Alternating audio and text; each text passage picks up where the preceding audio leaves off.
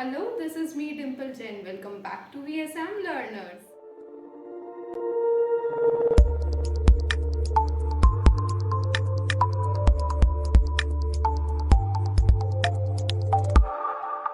In this video, we are going to start a new phylum, Echinodermata.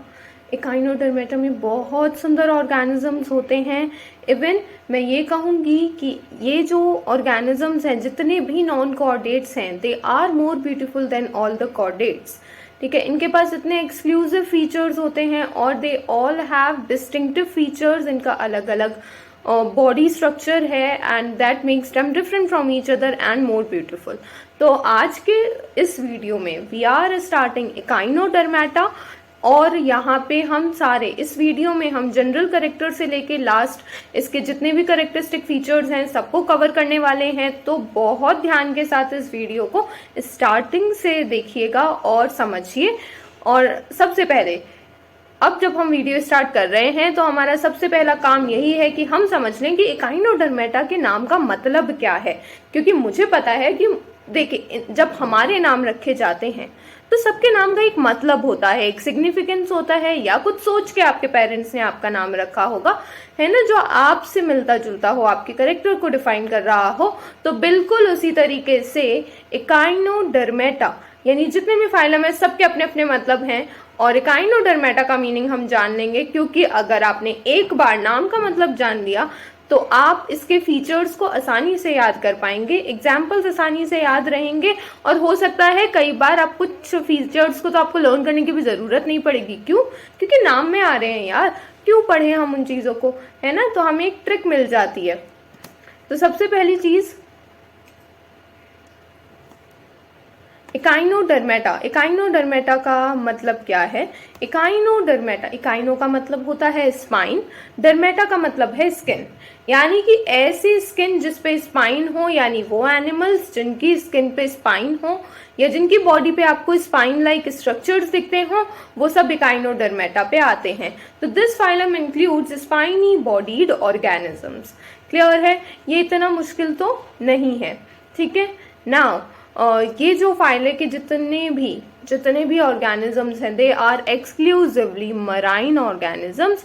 ये सब समुद्री जानवर हैं और ये वहीं मिलते हैं एक्सक्लूसिवली, और कहीं नहीं मिल रहे हैं. बॉटम ड्वेलर्स हैं, यानी कि पानी में भी जब ये रहते हैं तो नीचे की तरफ रहते हैं. ठीक है, रेत के आसपास, सैंड के आसपास रहते हैं और स्लो मूविंग ऑर्गेनिजम्स ये होते हैं.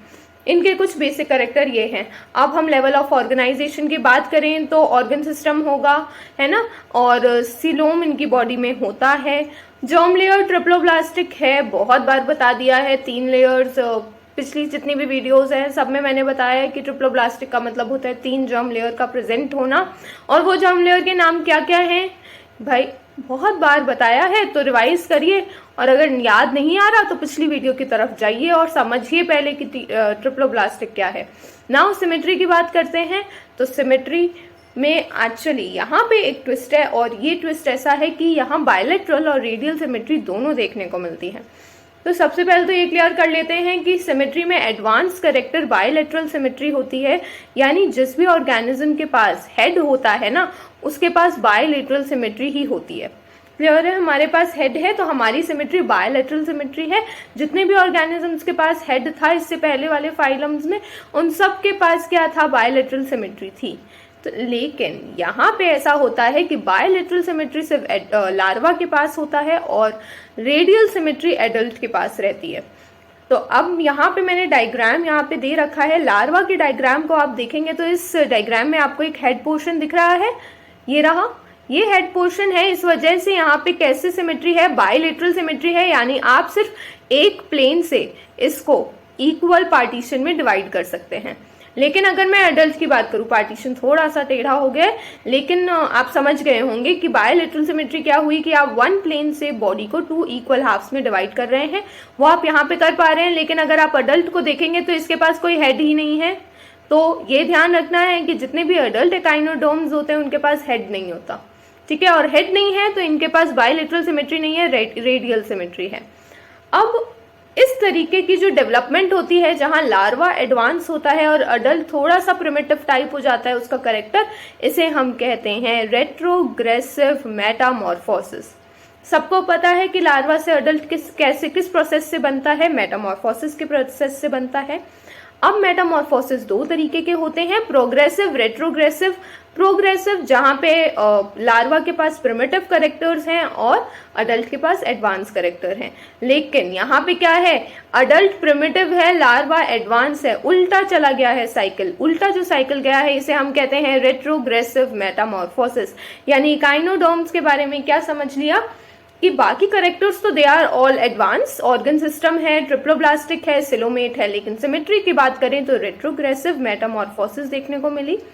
और यहाँ पे जो अडल्ट है उसके पास रेडियल सिमेट्री है, विच मीन्स इनके पास हेड नहीं है, और लार्वा के पास बायलैटरल सिमेट्री है, विच मीन्स उनके पास हेड है। तो ये तो इनके बेसिक कैरेक्टर्स हो गए हैं complete. Now we are moving to their body wall and body plan. Body wall कैसा है, यानी इनकी जो लेयर्स हैं कौन कौन सी प्रेजेंट हैं, तो इनके पास एक प्रेजेंट है epidermis which is single layered structure and ciliated. यहाँ आपको सीलिया देखने को मिल रहे होंगे डायग्राम पे एपिडर्मिस के ऊपर, ये देखिए, ये रे सीलिया, सीलिएटेड स्ट्रक्चर है। सीलिया का काम क्या है, थोड़ा बहुत मूवमेंट में हेल्प करवा देता है, नहीं तो ये परमेबिलिटी मेंटेन करता है बहुत सारे डस्ट पार्टिकल्स को या जिन चीजों को एंटर नहीं होना चाहिए बॉडी में बाय डिफ्यूजन और एनी वे, तो वो इन्हें रोकता है। डर्मिस, एपिडर्मिस के जस्ट नीचे डर्मल लेयर है, यानी स्किन प्रेजेंट है, और ये जो स्किन होती है इसी में ऑसिकल्स प्रेजेंट होते हैं, यानी कि जितने भी स्पाइन्स हैं इनकी बॉडी में ये कहाँ से निकल रहे हैं, ये डर्मल लेयर से निकल रहे हैं, डर्मिस से निकलते हैं। तो just like below to epidermis there is dermis, है ना, दिस ब्लू कलर्ड स्ट्रक्चर, और इसमें आपको ये डर्मल ऑसिकल्स दिख रहे होंगे जो स्क्वायर बॉक्स बन रखे हैं। तो इन डर्मिस के अंदर डर्मल ऑसिकल्स हैं, यानी कि ये स्पाइन्स यहीं से निकल रहे हैं। And then there are muscles, muscles present है जो दो तरीके के हो सकते हैं, सर्कुलर एंड लॉन्गिट्यूडनल। और ये जो लॉन्गिट्यूडनल और सर्कुलर मसल्स होते हैं ये स्मूथ मसल्स कंप्राइज करते हैं। तो ये तो इनका बॉडी वॉल था, बहुत सिंपल सा।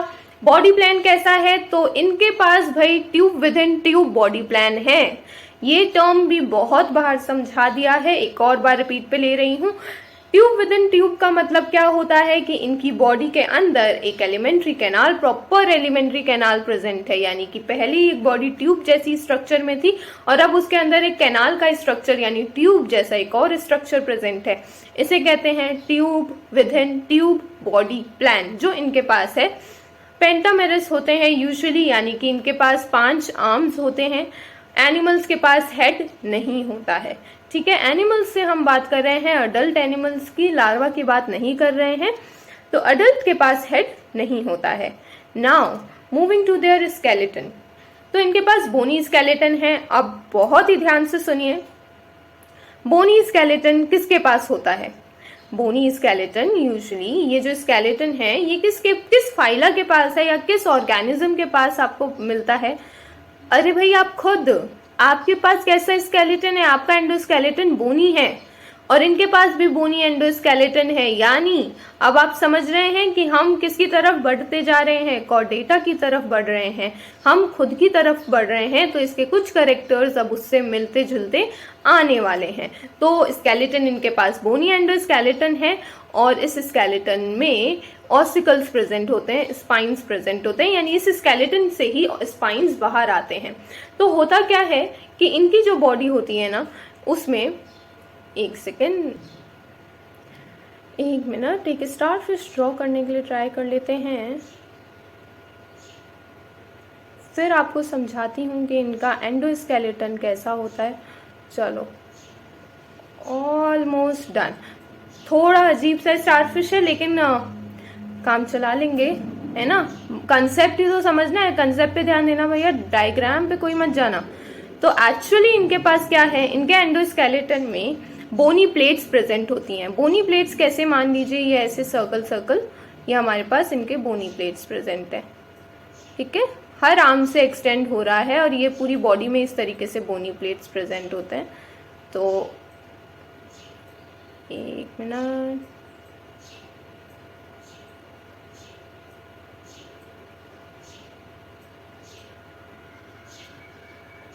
है ना। इस तरीके से हर जगह बोनी प्लेट्स प्रेजेंट है। ये एक आम बच गया, इस पे भी ड्रॉ कर लेते हैं, बुरा मान जाएगा भाई वो, ठीक है। अब इस तरीके से बोनी प्लेट्स प्रेजेंट होते हैं। अब इसके बीच का जो सरफेस है, एक बार कलर चेंज कर लेते हैं वरना आप कंफ्यूज हो जाएंगे, कुछ समझ भी नहीं आएगा। इतनी मेहनत कर दी मैंने डायग्राम बनाने में फिर भी। तो अब इनके स्टारफिश पे क्या समझ आता है कि इनके स्टारफिश के पास बोनी प्लेट्स प्रेजेंट हैं, जो इस तरीके से ब्लू ब्लू कलर में आपको मैंने ड्रॉ करके दिए हैं। अब ये जो बोनी प्लेट्स के बीच में, अरे भाई कैसा कलर आ गया, दिखने को भी नहीं हो रहा है, चले कोई बात नहीं, क्या ले लें, ब्लैक की ले लेते हैं। हाँ, तो अब ये क्या है, इस बोनी प्लेट्स के बीच का जो ये एरिया है ना, यहाँ पे जहाँ मैं ये ब्लैक ब्लैक लाइन कर रही हूँ, ये बचा हुआ पूरा एम्प्टी एरिया, यहाँ तो मसल्स प्रेजेंट है। लेकिन होता क्या है, अब ये मसल्स है, बोनी प्लेट्स हैं, फिर मसल्स हैं, इस तरीके से ये एक एम्बेडेड स्ट्रक्चर है। ये बोनी प्लेट्स कई बार ऐसे अराइज हो जाती हैं और वो स्किन से बाहर आ जाती हैं, ठीक है। इस तरीके से इस बोनी प्लेट का जो स्ट्रक्चर होता है वो थोड़ा सा बल्बस हो जाता है और बाहर निकल के आ जाता है बॉडी से। और ये जो इस तरीके के स्ट्रक्चर्स, ये जो बाहर निकल के आ रहे हैं ना बॉडी से, यही फॉर्म करते हैं स्पाइन लाइक स्ट्रक्चर्स को, ठीक है। यही स्पाइन्स बना रहे हैं इस पूरी बॉडी में। तो एक्चुअली बोनी प्लेट्स क्या है, ये अरेंज है एक पैटर्न में, एक होल बॉडी में, और कुछ प्लेट्स क्या करते हैं, आउट ऑफ द सरफेस आ जाते हैं फॉर्मिंग ऑसिकल्स। तो यही मैं आपको समझा रही हूँ। स्टारफिश की बॉडी में बोनी प्लेट्स हैं, बोनी प्लेट्स के बीच में मसल्स हैं, और कभी कभार इनमें से कुछ बोनी प्लेट्स सरफेस से बाहर आ जाते हैं फुदक फुदक के, और वो क्या बना देते हैं, उस बॉडी का स्पाइनी स्ट्रक्चर बना देते हैं, जिसे हम स्पाइन्स कंसिडर करते हैं। तो बेसिकली स्केलेटन अपना एक डिफेंस मैकेनिज्म रेडी कर देता है ताकि वो ऑर्गेनिज्म अपने आप को प्रोटेक्ट कर सके, ठीक है। आई होप ये समझ आ गया होगा।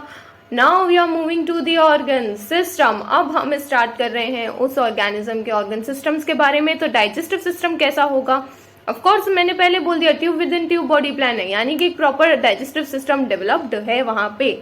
लेकिन अगेन जो इसका एक डिस्टिंक्टिव फीचर है वो ये है कि ये सबसे पहला ड्यूट्रोस्टोमेट था। ड्यूट्रोस्टोमेट का क्या मतलब होता है, एक सेकेंड, चले रेड कलर ले लेते हैं फिर से। ड्यूट्रोस्टोमेट का मतलब क्या है, ड्यूट्रोस्टोमेट का मतलब होता है कि ऐसे एनिमल्स जिनमें एनस पहले डेवलप होता है और माउथ बाद में डेवलप हो रहा है, ठीक है। तो ये पहले ड्यूट्रोस्टोमेट है, कंप्लीट ट्रैक्ट है, लेकिन इनका जो एनस होता है ये अपर पोर्शन पे होता है और माउथ नीचे की तरफ होता है, ठीक है। यानी anus is present on the dorsal side और जो माउथ है वो नीचे की तरफ प्रेजेंट है। क्यों, क्योंकि कैसे चलते हैं ये मान लीजिए कि इनका फ्लोर है, ये ऐसे चल रहे हैं, अब खाना यहाँ पड़ा है, ठीक है, माउथ ऊपर की तरफ होगा तो खाएगा कैसे, तो वो क्या कर रहे हैं, वो चल रहे हैं, खाना आया नीचे से खा लिया, फिर चल रहे हैं, खाना आया नीचे से खा लिया। तो माउथ इनका नीचे की तरफ है, वेंट्रल साइड पर है, और इनका एनस कहाँ है, ऊपर की तरफ डोर्सल साइड पर है।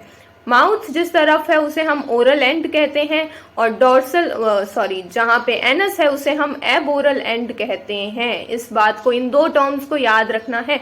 तो डाइजेस्टिव सिस्टम के लिए ओवरऑल डिस्कशन ये है कि ड्यूट्रोस्टोमेट होते हैं ये पहले, यानी कि इनमें एनस पहले डेवलप हो रहा है, माउथ बाद में। माउथ वेंट्रल साइड पे है और एनस डोर्सल साइड पे है।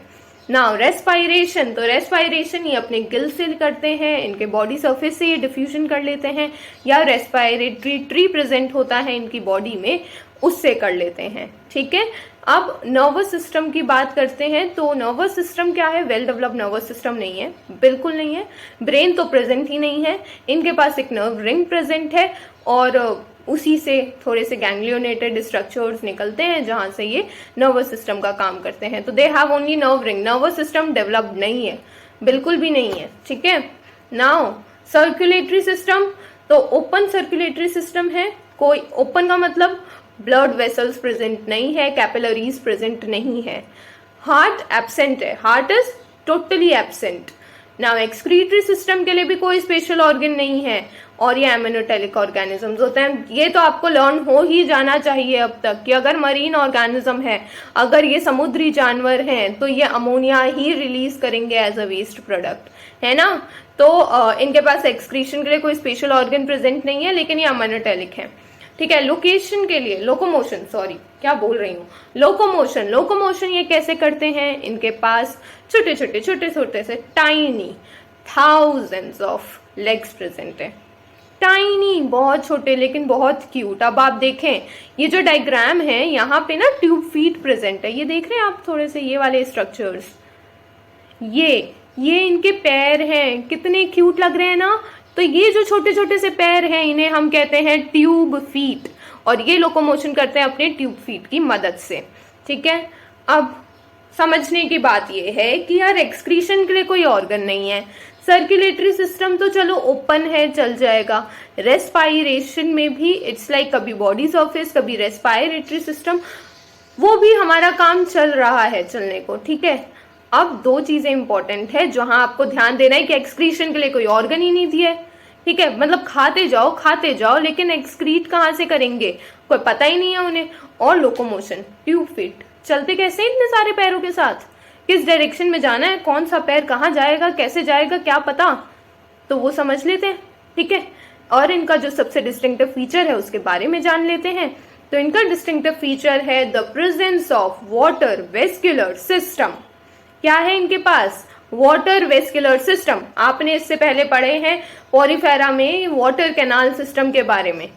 कैनाल में और वेस्कुलर में बहुत डिफरेंस है। Canal is like a pipe, चला गया बस, है ना, पानी चला गया और फिर हर जगह फैल जाएगा। वेस्कुलर सिस्टम बहुत डिफरेंट है, और ये लोकोमोशन में मदद कर रहा है, ट्रांसपोर्ट करने में मदद कर रहा है फूड को। ठीक है। और रेस्पायरेशन में मदद कर रहा है। देखा, तो रेस्पायरेशन में तो हालांकि हमने पढ़ा इनके पास रेस्पायरेटरी ट्री भी है, इनके पास गिल्स है, किसी के पास बॉडी सरफेस से हो जाएगा, लेकिन ये भी थोड़ा बहुत मदद करा देते हैं। तो बहुत ध्यान के साथ इस सिस्टम को समझ लेना, क्योंकि पहले वाले तो सब पता थे, ये क्या है ये नहीं पता। इस झमेले को एक बार समझ लेते हैं। तो जो वाटर वेस्कुलर सिस्टम होता है एकाइनोडर्म्स में, ये वाटर के थ्रू ऑक्सीजन और CO2 को बाहर लेना देना करता रहता है, ट्रांसपोर्टेशन में मदद कराता है, और सबसे इंपॉर्टेंट ये लोकोमोशन में मदद करा रहा है। कैसे कराता है, यहाँ पे एक स्ट्रक्चर है मैड्रेपोराइट, देख रहे हैं आप, मैड्रेपोराइट, ये रहा, ये एक ब्लू कलर का ऐसा स्ट्रक्चर इधर प्रेजेंट है। ये मैड्रेपोराइट वो पोर्शन है इनके बॉडी का जहां से पानी एंटर करता है, वरना इसके अलावा और कोई ऐसा पोर नहीं है इनके पास जहां से पानी एंटर करे। पानी एंटर या एग्जिट करने का एक ही जगह है, वो है मैड्रेपोराइट। मैड्रेपोराइट एक नीचे ब्लू कलर के रिंग से अटैच है, ये रहा वो ब्लू। येलो वाले को मत देखना, वो मैं बाद में समझाऊंगी, पहले ब्लू वाले को देखना। ये जो ब्लू रिंग है इसे हम कहते हैं रिंग कैनाल। ठीक है। तो पानी मैड्रेपोराइट में आता है, रिंग कैनाल में जाता है। ये रिंग कैनाल 500 जो आर्म्स हैं इनके पास, जो रेडियल कैनाल है ना उससे कनेक्टेड है। ये रेडियल कैनाल देखिए, ये दिख रहा है इस आर्म के पास। तो उस रिंग कैनाल में मैड्रेपोराइट से पानी आया रिंग कैनाल में, रिंग कैनाल 500 आर्म्स को ये पानी डिस्ट्रीब्यूट कर रहा है। वो डिस्ट्रीब्यूशन हो किसके थ्रू रहा है, रेडियल कैनाल के थ्रू हो रहा है। फिर हर रेडियल कैनाल के एंड पे ट्यूब फिट प्रेजेंट है। ट्यूब फुट का जो एक बड़ा डायग्राम है वो यहाँ पे मेंशन है। ठीक है। तो इस तरीके से ट्यूब फुट प्रेजेंट है। ठीक है। होता क्या है, पानी आया ट्यूब फिट में आया। अब ये ट्यूब फिट में जब पानी आता है ना तो ये ट्यूब फिट हवा में आ जाता है, मतलब ये वॉक करने के लिए रेडी हो जाता है। ठीक है। फिर वापस से जब पानी चला जाता है तो ये जाके चिपक जाता है सबस्ट्रेट पे। फिर वापस पानी आता है, ये एक्टिव हो जाता है, जैसे ही पानी निकल गया फिर से पहुंच गया सबस्ट्रेट को चिपकने के लिए। तो इस तरीके से अब ये करेंगे क्या, पानी आया, जब पानी आया तो उसने एक बार एक कदम आगे बढ़ाया, पानी बाहर निकल गया, वहीं पे बैठ गया। फिर पानी आया, ये फूल गया और इसने फिर से एक कदम आगे बढ़ाया, फिर पानी निकल गया, ये वापस सबस्ट्रेट पे चिपक गया। इस तरीके से ये अपना मूवमेंट करते हैं। ठीक है। तो ये इनका डिस्टिंक्टिव फीचर है। ठीक है, ये बात ध्यान रखनी है। हालांकि आपको water vascular system for 11th class water vascular system का डिटेल कुछ नहीं आएगा, लेकिन कंसेप्ट को समझना जरूरी है।